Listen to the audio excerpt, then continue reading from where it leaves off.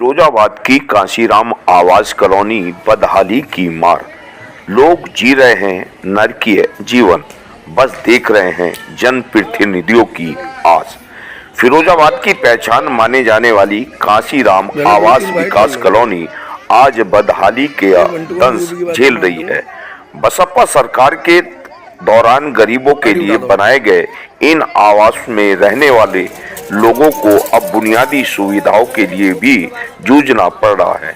हालात इतने खराब हैं कि नालियों का गंदा पानी घरों में घुस रहा है, जिससे संक्रामक बीमारियों का खतरा लगातार बढ़ता जा रहा है।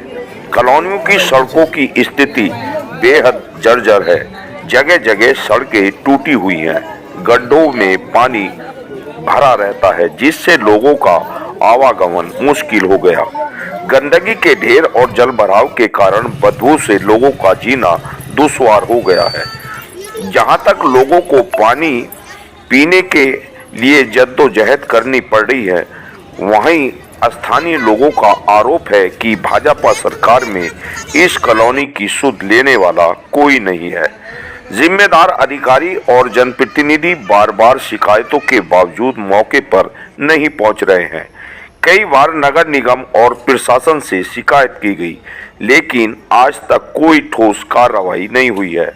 कॉलोनी वासियों का कहना है कि यदि जल्द ही नालियों की सफाई, सड़क मरम्मत और जल निकासी की व्यवस्था नहीं की गई तो हालात और भयावह हो जाएंगे। लोग खुद को अपेक्षित और ठगा हुआ महसूस कर रहे हैं।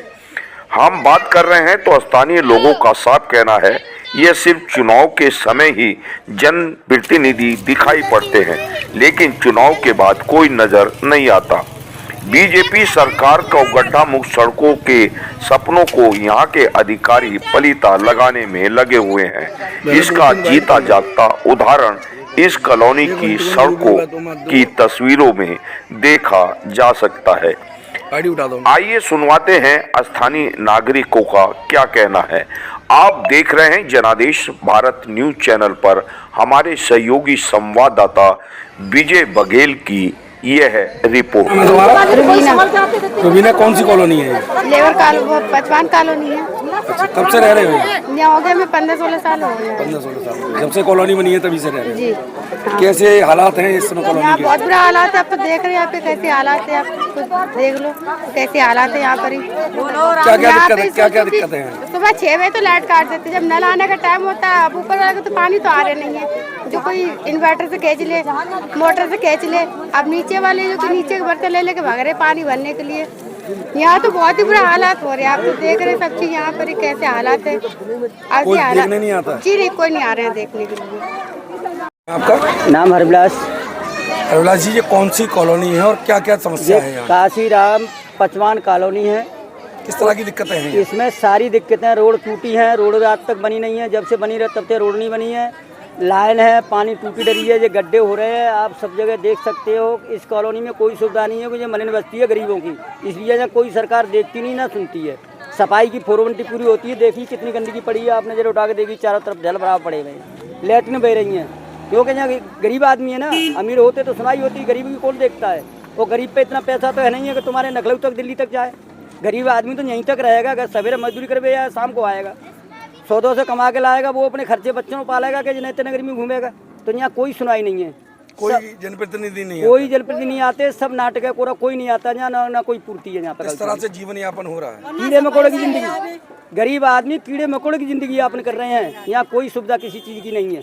कब से ये हालात है? ये हालत जब से कॉलोनी बनी है, 2-4 साल सही चली थी बहन जी सरकार में, वो 5 साल रोड चल जाती है, 5-6 साल, उसके बाद यहाँ किसी ने सुनाई नहीं की है। अधिकारी भी आया, अधिकारियों ने भी कोई सुनाई नहीं की। जो सुविधा हुई थी मायावती सरकार में हुई थी, तब से इसके न अगले सरकार में हुई और ना ये बीजेपी सरकार में हुई। अभी तक कोई सुनवाई का चीज़ की नहीं है। यहाँ सिर्फ भाजपा अकेली सरकार में तो इसने बनाई थी, मायावती सरकार ने बनाई थी, उन्हीं की दौर में ये चीज़ सही चली थी, सब चीज़ सफाई थी, लाइट सही चल रही थी, हर काम सही था। उसके बाद कोई चीज़ है ही नहीं। भाजपा सरकार तो कहती है गड्ढा मुक्त सड़कें देंगे हम। कहाँ दे दी? आप देखिए कौन सी सड़कें हैं। वो बोले, वही कुंडी खोलो, वही कहता है ये बुरा है भाजपा सरकार में नहीं है। बताइए कि यहाँ पे सच्चाई है कि आप देखिए कहीं पे भी रोड सही हो, सब जगह टूटी पड़ी है।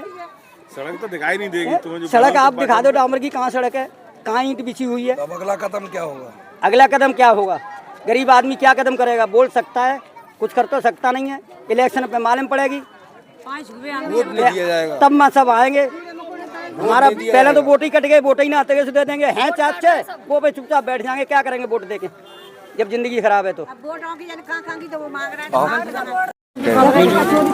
क्या नाम है आपका? मोहब्बत का ये बताइए कौन सी कॉलोनी है?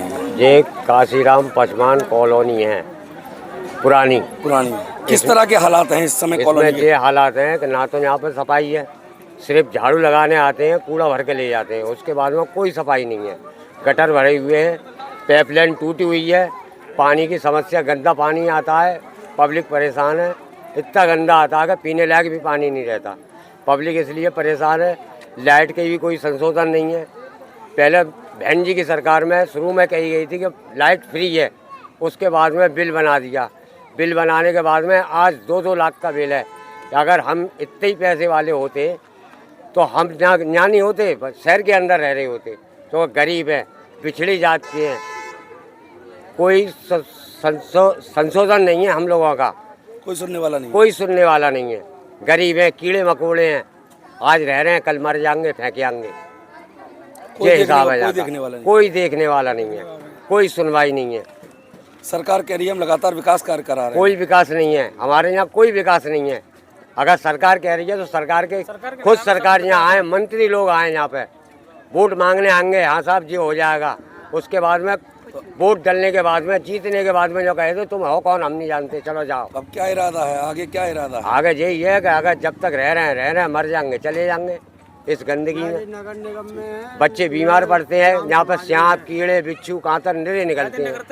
अब गर्मी आ रही है, गर्मियों में ये हाल हो जाएगा कि आदमी का यहाँ बैठना मुश्किल हो जाएगा। सांप कीड़े बहुत निकलते